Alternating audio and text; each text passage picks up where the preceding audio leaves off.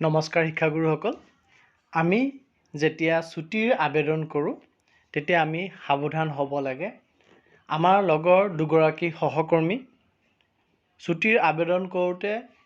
কিছু তথ্য ভুলকৈ আপলোড কৰা বা যি ডকুমেণ্টছ গাঁঠি দিছে তাত কিছু তথ্য ভুল হোৱাৰ বাবে তেওঁলোক দুগৰাকীক ছাছপেনশ্যনত দিয়া হৈছে তাৰে এগৰাকীৰ অৰ্ডাৰ মই মোৰ স্ক্ৰীনত আপোনালোকৰ কাৰণে শ্ব' কৰি আছোঁ এই অৰ্ডাৰটিত উল্লেখ কৰা হৈছে যে চাইল্ড কেয়াৰ লিভ অৰ্থাৎ CCL কামৰূপ মেট্ৰপলিয়ান ডিষ্ট্ৰিক্ট চাৰ্কুলৰ ইনস্পেক্টৰ অফ স্কুলছৰ অধীনত এগৰাকী কণ্টেক্সুৱেল শিক্ষয়িত্ৰীয়ে CCL এপ্লাই কৰিছিলে আৰু এপ্লাই কৰাৰ ক্ষেত্ৰত এই পদ্ধতিত উল্লেখ কৰিছে যে তেখেতে অথৰিটিক মিছগাইড কৰিছে ফেক বাৰ্থ চাৰ্টিফিকেট ছাবমিট কৰি পেলাই তেখেতৰ সন্তানৰ যোনগৰাকী সন্তান জন্ম হৈছিলে 10-3-2006 অৰ্থাৎ 10 মাৰ্চ 2006 তেখেতৰ অৰিজিনেল বাৰ্থ চাৰ্টিফিকেট মতে কিন্তু যেতিয়া এপ্লাই কৰা সময়ত বাৰ্থ চাৰ্টিফিকেট এই শিক্ষয়িত্ৰীগৰাকীয়ে ছাবমিট কৰিছিলে তেখেতে সেই জেৰক্স কপিটোত ডেটটো মেনশ্যন আছে 10-5-2006 অৰ্থাৎ 10-3 জেগাত 10-5 হৈ আছে বাকীখিনি ঠিকেই আছিলে আৰু তেখেতে এপ্লাই কৰোঁতে এপ্লিকেশ্যন ফৰ্মটোতো 10-5-2006 বুলি এপ্লাই কৰিছে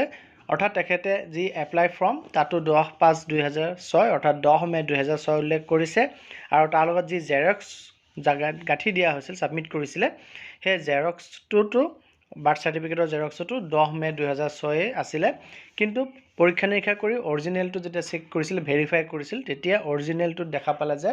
আচলতে বাচ্চাটোৰ ডেট অফ বাৰ্থ 10-5 নহয় 10-3হে হয় 10 মাৰ্চ 2006 হয় আৰু এইখিনি ভুলৰ কাৰণে তেখেতে এই ভুলটো জানি শুনি কৰিছে বা অজানিতে কৰিছে সেইটো আমি জ্ঞাত নহয় কিন্তু এই ভুলখিনিৰ কাৰণে তেখেতক ছাছপেনশ্যনত দিয়া গ'ল under Assam service discipline and appeal rule 1964 rule 6 sub rule 1 মতে তেখেতক ছাছপেনশ্যনত দিয়া গ'ল আৰু তেখেতে কম্পিটেণ্ট অথৰিটিৰ পাৰ্মিশ্যন নোহোৱাকৈ হেডকোৱাৰ্টাৰ ত্যাগ কৰিব নোৱাৰিব আৰু ছাছপেনশ্যনৰ পিৰিয়ডত তেখেতে যিখিনি ছাবচিষ্টেঞ্চ এলাউন্সড এজ পাৰ ৰুল মতে তেখেতে ৰিচিভ কৰিব লাগে সেইখিনি ৰিচিভ কৰিব পাৰিব ইয়াত মই স্ক্ৰীনত এগৰাকী শিক্ষকৰ দেখুৱাই আছোঁ আৰু আমাৰ গোপনীয়তাৰ খাতিৰত মই গোটেইখিনি বস্তু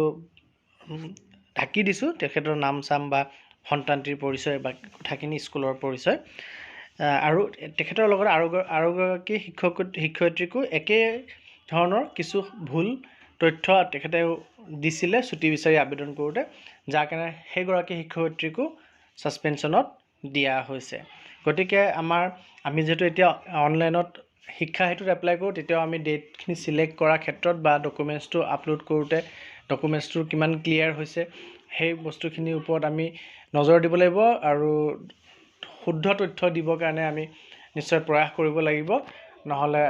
কিবা কাৰণত আমাৰ ওপৰতো এনেধৰণৰ বিপদ চাপিব পাৰে গতিকে আমাৰ শিক্ষক-শিক্ষয়িত্ৰীসকলক সজাগ কৰিবৰ কাৰণে এই ভিডিঅ'টি যিমান পাৰে শ্বেয়াৰ কৰিব